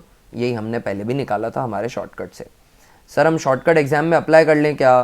बिल्कुल अप्लाई कर लो बेटा, MCQ बेस्ड क्वेश्चन में क्या ज़रूरत है इतना सॉल्व करने की, है ना। सब्जेक्टिव हो तो फिर ये B² BC किसी को समझ में नहीं आ रहा कि आपने आखिर किया क्या है, तो तब मत करिएगा, ठीक है। आगे क्वेश्चन को पढ़ते हैं। आगे इन्होंने कहा है कि कैपिटल ब्रॉट बाय X, ठीक है ना। तो कैपिटल ब्रॉट बाय X को रिलेटेड जो इन्फॉर्मेशन दे रखी है, X agrees to bring 1 lakh towards his share of premium and proportionate capital to his profit sharing ratio. तो बेसिकली ये कैपिटल एडजस्टमेंट से हो जाएगा। So I would say this question can not be considered as part of your syllabus, तो इसको मैं cancel कर देता हूँ, गलती से दे दिया होगा। देखिए अंडर प्रेशर रहते हैं सभी पब्लिशर्स सैम्पल पेपर बनाने के लिए, क्योंकि और बहुत ही कम टाइम मिला इस बार, टर्म 1 एग्जाम्स आ गए, तो जल्दबाजी में एक गलत क्वेश्चन डल गया इनसे, कोई बात नहीं। आगे बढ़ते हैं, पार्ट 2 की तरफ चलते हैं। पार्ट 2 का सेक्शन ए करते हैं। अब पार्ट 2 में सारे के सारे question analysis of financial statement and theory से दिए होंगे। तो propose dividend is shown as current liability under sub head short term provision. Propose dividend पहली बात होता क्या है, देखिए कंपनी को चलाते हैं उसके डायरेक्टर्स, पर कंपनी के ट्रू ओनर्स होते हैं शेयर होल्डर्स। तो डिविडेंड देना चाहिए या नहीं देना चाहिए, इसका बेस्ट जज कौन होगा? डायरेक्टर्स होंगे, क्योंकि वो कंपनी चला रहे हैं। Excuse me. But decision finally किसके हाथ में? शेयर होल्डर्स के हाथ में। तो डायरेक्टर्स क्या करते हैं, एक डिविडेंड प्रपोज कर देते हैं, फिर शेयर होल्डर्स मीटिंग में बैठेंगे और देखेंगे कि ये डिविडेंड देना है या नहीं देना है। मैक्सिमम डिविडेंड तो जितना प्रपोज्ड है उतना ही शेयर होल्डर्स दे सकते हैं, उससे ज़्यादा नहीं दे सकते हैं। बट शेयर होल्डर उसको रिड्यूस कर सकते हैं या मना कर सकते हैं कि हमें डिविडेंड चाहिए नहीं। देखो कंपनी उन्हीं की है, तो अगर उनके पास कुछ अच्छी अपॉर्चुनिटीज़ हैं एनवायरमेंट में तो वो कहेंगे भाई डिविडेंड नहीं चाहिए, इस पैसे को उस अपॉर्चुनिटी में इन्वेस्ट करो और पैसा बड़ा करो और पैसा कमाओ, वेल्थ क्रिएट करो, ठीक है ना। तो प्रपोज डिविडेंड पहले as a current liability show किया जाता था, है ना, प्रोविजन माना जाता था कि देना तो पड़ेगा ही, बस अमाउंट अनसर्टन है, क्योंकि प्रोविजन इज अ लाइबिलिटी जिसका अमाउंट एस्टिमेट से निकाला गया है। बट अब इसको नए अमेंडमेंट के बाद प्रपोज डिविडेंड को कंटिंजेंट लाइबिलिटी माना जाता है, क्योंकि देनी भी है या नहीं भी देनी है ये भी अनसर्टन है। वाई? क्योंकि shareholders can agree to decide to not even take any amount of money as dividend. तो नाउ असर्शन जो है वो रॉन्ग हो जाएगा प्रेजेंट सिनेरियो में। आप अगर मुझसे कुछ साल पहले पूछते तो असर्शन सच होता, बट आज नहीं है। Propose dividend is shown as contingent liability, notes to the account as per accounting standard 4, ये सही है। नोट्स टू द अकाउंट में एज अ कंटिंजेंट लाइबिलिटी दिखाया जाता है, तो यहाँ पर असर्शन रॉन्ग है पर रीजन सही है। A is true but R is false, तो सी ऑप्शन यहाँ पे करेक्ट हो जाएगा 42 का। 42 का सी, आई बेग योर पार्डन, सी नहीं होगा, ए फॉल्स है। जब मैंने ऊपर लिखा तो सही है, ऑप्शन गलत चुन लिया था। ए फॉल्स है और आर ट्रू है ना, रीजन ट्रू है। आगे बढ़ते हैं। Dash turnover ratio is considered good as it signifies better use of resources, ठीक है ना। तो टर्नओवर रेशियो जितना बड़ा है उतनी अच्छी बात है। टर्नओवर रेशियोज में नीचे रिसोर्स रहता है, ऊपर सेल्स रहती है।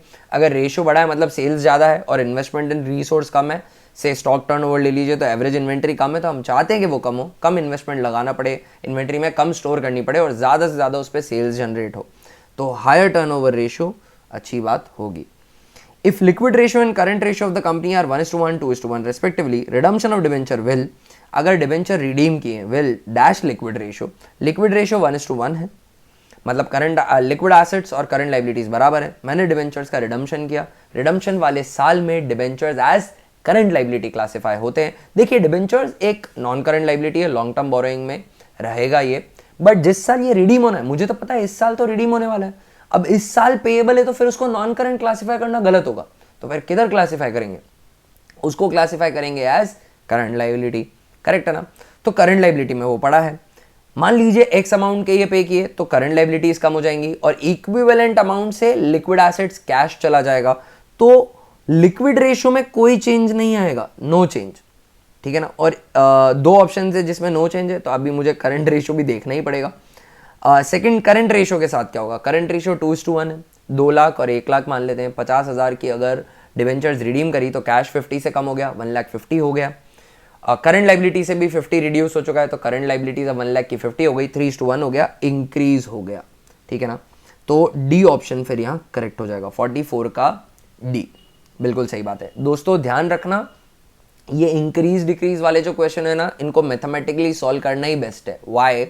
क्योंकि अगर 1:1 हो तो दोनों में से सेम अमाउंट जाता है तो रेशो में कोई चेंज नहीं आता, बट अगर 1:1 से ज्यादा हो तो दोनों में से सेम अमाउंट जाता है तो रेशो इंक्रीज हो जाता है, जैसा 2:1 के केस में हुआ करंट रेशो में। तो बेस्ट है मैथमेटिकली सॉल्व कर लो, लर्न करने से कोई फायदा नहीं होगा, क्रैम करके टाइम वेस्ट करना ही मत। क्वेश्चन नंबर 45 करते हैं, चलिए दोस्तों। If net revenue from operation of a company is 20 lakh, gross profit is 9 lakh, operating expenses are 3 lakh, operating ratio कितना होगा? ऑपरेटिंग रेशो निकालना है। ऑपरेटिंग रेशो का फॉर्मूला होता है operating cost upon net RFO into 100। Operating cost होती है कोरो प्लस इनडायरेक्ट ऑपरेटिंग एक्सपेंसेस, कोरो cost of revenue from operation.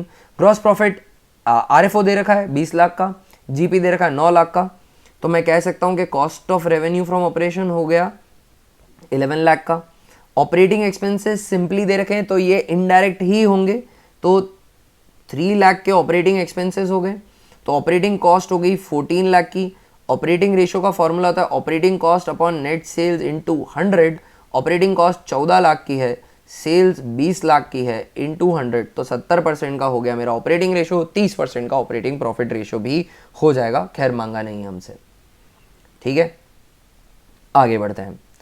When an analyst analyzes the financial statement of an enterprise over a number of years, एक से ज़्यादा multiple year करते हैं तो ये हॉरिजॉन्टल एनालिसिस और डायनेमिक एनालिसिस कहलाता है, तो ये हॉरिजॉन्टल एनालिसिस हो जाएगा। 46 का सी।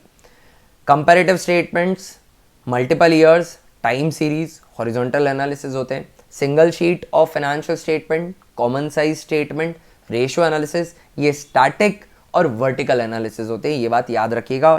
डेफिनेटली इस कॉन्सेप्ट पे हाई प्रोबेबिलिटी है, मेरा personal opinion, horizontal analysis, vertical analysis पे क्वेश्चन आना ही आना है आपके पेपर में, है ना। तो इस पे भी because of the probability of them coming in the exam star लगा देता हूँ।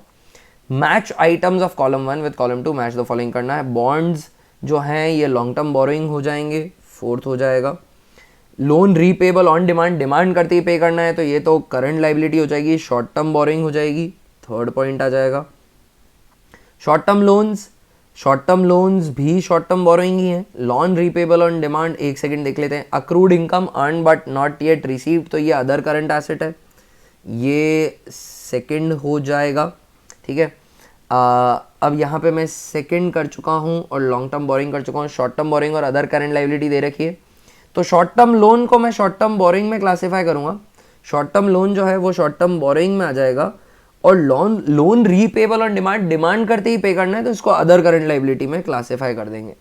तो 1 का 4, 2 का फर्स्ट, 3 का 3 और 4th का सेकंड, ए ऑप्शन यहाँ पे मेरे को तो सही लग रहा है। 47 का ए इज ऑल्सो करेक्ट। तो चलिए आगे बढ़ते हैं अब हम 48th। Which of the following transaction will improve liquid ratio, किससे लिक्विड रेशो इंप्रूव हो जाएगा, ठीक है। तो लिक्विड रेशो हम मान लेते हैं, अब गिवन दैट के लिक्विड रेशो की वैल्यू भी हमें नोन हो, है ना। अब लिक्विड रेशो 1:1 है तो इम्प्रूव शायद ना भी हो, तो अज्यूम कर रहा हूँ कि लिक्विड रेशो ना 1:1 से थोड़ा ज़्यादा होगा, तो ही इम्प्रूव की सिचुएशन में बता सकता हूँ, राइट। तो चलिए इस क्वेश्चन को सॉल्व कर लेते हैं। Which of the following transaction will improve liquid ratio, goods sold for cash. अगर मैंने गुड्स को कैश में बेचा तो इन्वेंट्री कम हुई, पर लिक्विड एसेट्स को तो इससे फर्क पड़ता ही नहीं है, कैश बढ़ जाएगा तो लिक्विड एसेट्स बढ़ जाएंगे, करंट लाइबिलिटी सेम है तो इसमें हो रहा है। गुड्स सोल्ड ऑन क्रेडिट, तो इन्वेंट्री कम हुई, डेटर्स बढ़ गए, तो इसमें भी इंप्रूव हो जाएगा क्योंकि लिक्विड एसेट्स बढ़ गए। इशू ऑफ डिबेंचर्स, तो लॉन्ग टर्म लोन बढ़ा, लॉन्ग टर्म बोरोइंग बढ़ी, पर कैश बढ़ा और करंट लाइबिलिटी में कोई असर नहीं आ रहा, तो इसमें भी हो रहा है, तो ऑप्शन ऑल ऑफ दीज हो जाएगा। जल्दबाजी में पहला ऑप्शन में इंक्रीज हो रहा है तो फट से मत कर देना उसको सेलेक्ट, देख लेना क्या पता ऑप्शंस में ऑल ऑफ दीज दे रखा हो, और अगर तुक्का मारना है तो ऑल ऑफ दीज में ऑल ऑफ दीज मोस्टली सही होता है, नन ऑफ दीज में नन ऑफ दीज रेयरली कभी होता है, ठीक है, but still you never know. Compute interest coverage ratio if not net profit after interest and tax दे रखा है ना। तो earning before interest and tax में से अगर मैं इंटरेस्ट सब्ट्रैक्ट करूं तो अर्निंग बिफोर टैक्स आता है, और अर्निंग बिफोर टैक्स में से मैं टैक्स सब्ट्रैक्ट करूं तो अर्निंग्स आफ्टर टैक्स आ जाता है। मुझे earnings after interest and tax दे रखा है, मतलब मुझे ये दे रखा है 4,80,000 का, टैक्स की रेट है 40%, करेक्ट है, और मुझे चाहिए बेसिकली EBIT, मुझे ये चाहिए। वाई EBIT चाहिए? क्योंकि इंटरेस्ट कवरेज रेशो का फॉर्मूला जो होता है वो होता है earning before interest and tax divided by interest. Interest तो मुझे सामने दिख रहा है क्वेश्चन के अंदर, 10% डिबेंचर है 4 लाख रुपए के, तो 40,000 रुपए का इंटरेस्ट हो गया। इसको ऊपर स्टेटमेंट में भी लिख देता हूँ, 40,000 का इंटरेस्ट है। अब एक बार अगर EBT आ जाए तो EBIT आराम से आ जाएगा। EBT निकालने के लिए क्या किया जाए, ज़्यादा मुश्किल तरीका नहीं है। EBT को 100 अज्यूम कर लेते हैं। अगर अर्निंग बिफोर टैक्स 100 का था और टैक्स 40% है तो 100 का 40%, नॉट अर्निंग आफ्टर टैक्स का 40% नहीं, है ना। वही बात हो गई कि 1,000 रुपये में अगर कुछ प्रोडक्ट परचेज किया 10% का कैशबैक है तो आपको 900 में पड़ा, इसका मतलब ये नहीं कि 900 का 10% डिस्काउंट हुआ, 1,000 का 10% डिस्काउंट था, तो 1,000 is my earning before tax. तो 40 रुपीज़ का टैक्स हो जाएगा तो 60 रुपीज़ का अर्निंग आफ्टर टैक्स हो जाएगा। मतलब 4,80,000 डिवाइडेड बाई 60 इंटू 100 में करूँगा तो मुझे पता चल जाएगा, जो होता है उसे डिवाइड करते हैं, तो मेरा अर्निंग आफ्टर टैक्स है 60, इनका अर्निंग आफ्टर टैक्स है 4,80,000, तो 4,80,000 को 60 से डिवाइड करूँगा। मैं चाहता हूँ कि मुझे अर्निंग बिफोर टैक्स पता चल जाए, तो जो चाहते हैं आप, जो कंप्यूट करना चाहते हैं उससे मल्टीप्लाई कर लीजिए, ठीक है ना। तो 4,80,000 डिवाइडेड बाई 60, तो बेसिकली 8 लाख रुपए का अर्निंग बिफोर टैक्स रहा होगा, जिसपे 40% के हिसाब से 3,20,000 रुपए का आपको टैक्स लगा और 4,80,000 अर्निंग आफ्टर टैक्स बचा। 8 लाख प्लस 40,000 का इंटरेस्ट, तो 8,40,000 का EBIT हो जाता है। नीचे चल के यहाँ पर 8,40,000 यहाँ प्लेस कर देते हैं, तो 8,40,000 डिवाइडेड बाय 40,000, तो इंटरेस्ट कवरेज रेशियो आ जाएगा 21 टाइम्स। दैट्स ग्रेट, बहुत ही बढ़िया इंटरेस्ट कवरेज रेशियो है 21 टाइम्स। 49 का बी ऑप्शन सही हो जाता है। राइट गाइज, चलिए आगे बढ़ते हैं अब हम अगले क्वेश्चन की तरफ। अगला क्वेश्चन है compute return on capital employed. Almost similar काम होगा शायद, इसके अंदर भी net profit after interest and tax दे रखा है। Return on capital employed basically is return on investment, जिसका फॉर्मूला होता है EBIT upon capital employed into 100। Entrepreneurship वाले फॉर्मूले को भूल जाना, वो वहाँ गलत दे रखा है। ROI का फॉर्मूला वहाँ पर होता है profit after tax upon capital employed. That's not correct, that's not conceptually correct. यहाँ पर मुझे profit before after interest and tax दे रखा है 480 का, तो मुझे पता है कि EBIT कितना आएगा, अभी हमने कैलकुलेट किया था। EBIT आ जाएगा 8,40,000 रुपये का। डिबेंचर भी सेम है 10%, तो बहुत ही सिंपल हो गया यहाँ पे। तो 8,40,000 का EBIT जो प्रीवियसली कैलकुलेटेड था उसी को यूज़ कर लेता हूँ। कैपिटल एम्प्लॉयड की बात करें तो 70 लाख की कैपिटल एम्प्लॉयड भी इन्होंने आगे से दे दी है, तो 70 लाख इंटू 100, तो 8,40,000 डिवाइडेड बाय 70 लाख इंटू 100, 12% का मेरा ROI आ जाता है। तो 50 का आंसर बी हो जाएगा, और 50 का आंसर बी ही है। आगे बढ़ते हैं दोस्तों, क्वेश्चन नंबर 51 कर लेते हैं। क्वेश्चन नंबर 51 बोलता है when financial variables of a single firm are analysed and compared over a period of time. एक पीरियड ऑफ टाइम के अंदर एक फर्म के मैं फाइनेंशियल फिगर्स को कंपेयर कर रहा हूँ। ओवर अ पीरियड और मल्टीपल पीरियड्स नहीं है, एक साल के फाइनेंशियल फिगर्स को कंपेयर कर रहा हूँ। तो ये क्या होगा, inter firm analysis, intra firm analysis, static analysis या डायनेमिक एनालिसिस। तो दिस इज इंट्रा फर्म का मतलब होता है एक फर्म के अंदर अंदर ही कर रहा हूँ, तो सिंगल फर्म है, इंट्रा फर्म है, ये बिल्कुल बात है। तो इंट्रा फर्म मेरा आंसर हो जाएगा 51 का बी। 51 का बी होना चाहिए, 51 का बी बिल्कुल सही है। एक ही सिंगल फर्म के कंपेयर कर रहा हूँ, तो 51 का बी हो जाएगा। चलिए क्वेश्चन नंबर 52 कर लेते हैं। Purchase of goods for cash will not change the current ratio. तो अगर गुड्स मैंने परचेज किए हैं तो कैश कम हो जाएगा, इन्वेंट्री बढ़ जाएगी, तो करंट एसेट में जो फिगर कम हो रहा है उतना का उतना इन्वेंट्री में बढ़ रहा है, कैश में जो कम हो रहा है उतना ही बढ़ रहा है। तो दिस इज ट्रू, कोई चेंज नहीं आएगा। Purchase of goods reduces the current ratio. तो अगर कैश में खरीदा है तो कोई चेंज नहीं आता। परचेज ऑफ गुड्स, इनको पहले स्पेसिफाई करना चाहिए था वैसे। फॉर क्रेडिट की अगर आप बात करें तो सही बात है, purchase of goods for credit reduces the current ratio. अगर क्रेडिट पे खरीदा है तो एक एग्जांपल ले लेते हैं। मान लीजिए 2 लाख के करंट एसेट्स है, 1 लाख की करंट लाइबिलिटीज है। अगर मैंने क्रेडिट पे खरीदा है, मान लीजिए 1 लाख के गुड्स खरीदे, तो करंट एसेट्स 2 लाख में 1 लाख के स्टॉक बढ़ जाएगा तो 3 लाख के हो जाएंगे, और नीचे भी 2 लाख का हो जाएगा। तो ये 2:1 था पहले, अब 1.5:1 हो जाएगा, रिड्यूस हो गया, ठीक है ना। तो अगर आप फॉर क्रेडिट कहते हैं तो सही बात है, रिड्यूस कर देता है। बट अब असर्शन सही है, रीजन भी सही है, बट रीजन का असर्शन का एक्सप्लेनेशन नहीं हुआ। वो कैश के लिए पूछ रहे हो और आप क्रेडिट समझा रहे हो। तो both A and R are true, but R is not the correct explanation of A. Yes I know, आपके दिमाग में भी आ रहा होगा सर ये अजीब क्वेश्चन है, हाँ, नॉट प्रॉपर्ली फ्रेम्ड। और ऊपर से फिर इन्होंने स्पेसिफाई भी नहीं किया था कि परचेज ऑफ गुड्स सेकंड में किसकी बात किसकी कर रहे हो आप, ये भी नहीं बताया था, ठीक है ना। आगे बढ़ते हैं, question number 53 given below, again assertion reason based question ही है। As per directors as per companies act 2013 balance sheet of the company can be prepared as per wishes of board of the directors. No, it can not be prepared as per the wish of board of directors. It has to be prepared as per the format provided in schedule 3 part 1st, ठीक है। Balance sheet is prepared in vertical format as per part 1 schedule 3 of the companies act. भाई साहब बिल्कुल सही है, reason सही है, assertion गलत है। तो A is false but R is true, 53 का डी हो जाएगा, करेक्ट है।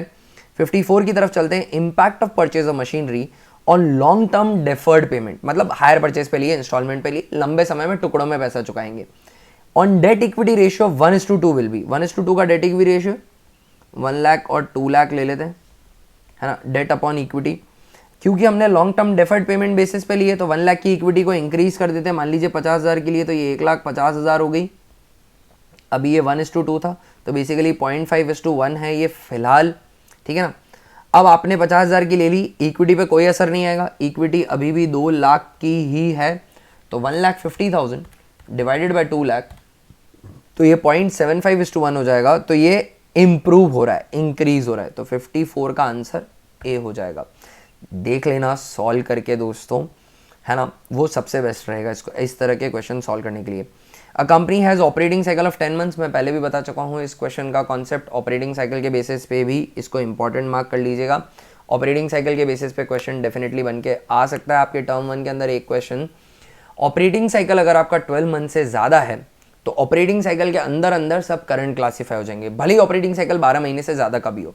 मान लीजिए ऑपरेटिंग साइकिल 18 मंथ्स का है और 16 मंथ में अगर कोई डेटर पेमेंट करता है तो वो डेटर ऑल्दो 12 मंथ से ज़्यादा है तो भी करंट एसेट की तरह ही क्लासीफाई होगा।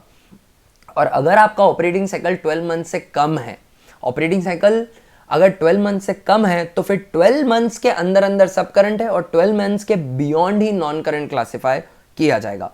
What is operating cycle? Time taken for the funds employed into operation to be converted back into funds या कैश। तो आपके पास अगर कैश था, आपने उस कैश से रॉ मटेरियल परचेज किए, आपके पास कैश था, आपने उस कैश से रॉ मटेरियल लिए, फिर उस रॉ मटेरियल को प्रोसेस में लगाया, फिर वो प्रोसेस से बने फिनिश गुड्स, फिनिश गुड्स से वो बने डेटर्स और डेटर्स से बने फिर से वो कैश। इस साइकिल को बोलते हैं ऑपरेटिंग साइकिल। हर बिजनेस का अलग अलग होता है, किसी का 12 महीने से कम, 12 महीने से ज़्यादा भी हो सकता है, ठीक है ना। तो फंडा क्या है? अगर मैच्योरिटी जो है वो, ऐसा नहीं कहूँगा मैं, इसको इस तरीके से प्रेजेंट करते हैं, ऑपरेटिंग साइकिल अगर ग्रेटर देन 12 मंथ्स है तो करंट या नॉन करंट क्या डिसाइड करेगा? ऑपरेटिंग साइकिल डिसाइड करेगा। और अगर operating cycle less than 12 months है तो करंट एसेट है या नॉन करंट है या लाइबिलिटी है, ये कौन डिसाइड करेगा? 12 मंथ्स डिसाइड करेंगे, right. This is the concept, इसको ध्यान रखिएगा आप, क्वेश्चन आ सकता है। तो a company has operating cycle of 10 months, तो मतलब 12 महीने डिसाइड करेंगे। It has account receivables of 120 of which 70,000 have a maturity period of 11 months. तो एक 20 में से 70 का मैच्योरिटी पीरियड 11 है, मतलब बचे हुए का उससे भी कम होगा, तो सारे के सारे ही करंट हो गए क्योंकि 12 महीने के अंदर अंदर है। तो कितना, how much amount will be shown as trade receivables, तो 120 शो करना पड़ेगा आपको, 55 का ए हो जाएगा। तो दोस्तों आई होप आपको इस वीडियो से वैल्यू मिली होगी। वैल्यू मिली है तो फटाफट से लाइक का बटन दबा दो, सब्सक्राइब का बटन दबा दो, कुछ नहीं जाता है, स्क्रॉल करके क्लिक करना है, चैनल को इससे हेल्प हो जाएगी। ज़्यादा से ज़्यादा वीडियो को शेयर करिए, कमेंट सेक्शन में कोई भी डाउट है तो पूछिए, क्या आप और वीडियोस चाहते हैं किसी पर्टिकुलर टॉपिक पे, कॉन्सेप्ट पे, तो वो भी मुझे कमेंट सेक्शन में बताइए। I will make best efforts to solve your questions and your doubt. और बेल आइकन दबा देना ताकि नोटिफिकेशन मिल जाए जब भी चैनल पे नया वीडियो अपलोड हो। अगले वीडियो में मिलते हैं दोस्तों। चैनल की किसी भी तरीके से हेल्प करना चाहते हैं तो डिस्क्रिप्शन के अंदर कुछ लिंक्स हैं, किसी भी तरह की हेल्प बहुत हेल्पफुल होगी चैनल के लिए। बहुत टाइम लगता है प्रिपेयर करने में, I dedicate a lot of time and all for you, for my subscribers and my dear children out there. तो प्लीज़ चैनल की किसी भी तरीके से हेल्प कर सको तो ज़रूर से करना, ठीक है। अगले वीडियो में मिलते हैं दोस्तों, तब तक के लिए बाय। और मैं विश करता हूँ आपका दिन बहुत ही अच्छा निकले। All the best for your exams.